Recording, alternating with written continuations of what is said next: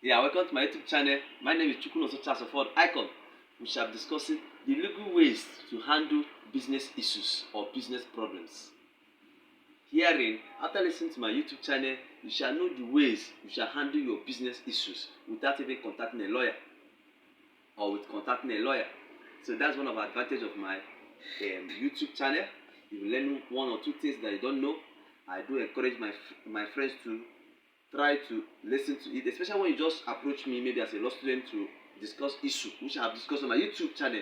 I don't discuss it. I will refer you to my YouTube channel for you to listen to that. Please, after listening, please subscribe. I beg you. Comment, share, like. So here we shall discuss business. You know, when you talk about business, is an agreement between two or more people, or a transaction, a commercial transaction between two or more people for a benefit. But you know, in business is another name for business. You can still call it contract. You can still call it a transaction or commercial transaction. So what I'm saying, effect, is that when you talk about business, there are some elements that are necessary in business, which we shall be stating herein, which is one, offer, acceptance, consideration, legality, legal relationship, then willingness. Very important, because it must be by coercion. Maybe you're forcing someone to do it. Court will pass it. It is not a business. It is not legal business. Let me just use that word legal, because something could be legal or illegal. That's why you can still say that something could be done ultra vires or intra vires. Ultra vires means beyond the person's power. The intra vires means within the person's power. That's how it is illicit or legal, or illicit or legality. As in when you talk about illicit, it means it is illegal or unlawful. That's another word for it. But legality means that it is legal. That's what we are talking about. So once it is done willingly, it is acceptable. Then let's discuss offer. Offer. I'm in a store. I want to buy maybe biscuit. I've seen the biscuit. Disposing the biscuit is called advertisement to treat. That's what it's called in law. Advertisement to treat. If you see the biscuit, yeah, that's advertisement to treat. Then when you might have come close to pick it, you have been offered that offer. Then touching it up and paying. In fact, the process of paying, you already accepted the offer. But remember, advertisement to treat is as it is displayed there. It is advertisement to treat.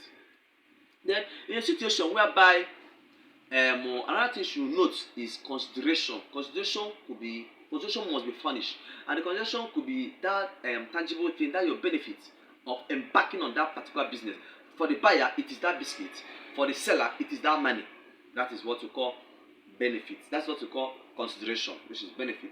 Then we'll talk about legality. Is it legal? Then we'll talk about legal relationship. Is that relationship legal? Then willingness, we shall discuss. So these are the elements that should be put in place before you know that is what is called business. Then another case, the case due to back it up is Braham versus Braham. That's the case of agreement on a business. Then another thing again we should know is that once you are having this, once all these elements are established, that means there is a business. But the most important thing you should know is that once there is a conflict in a business, there is a conflict. Know that because business is a contract or contractual work or contractual issue, that there is no element of fraud or there is no criminal. No, there is criminality. Once criminal is involved, that means it is no more only business. It is now a crime. For instance, when you're stealing in business, maybe we might have gone there to do business. You went there and hit something. Maybe camera capture you, or maybe you that is selling something, you were supposed to say so Mr. B biscuit. You went and sold Mr. C biscuit. It is a crime.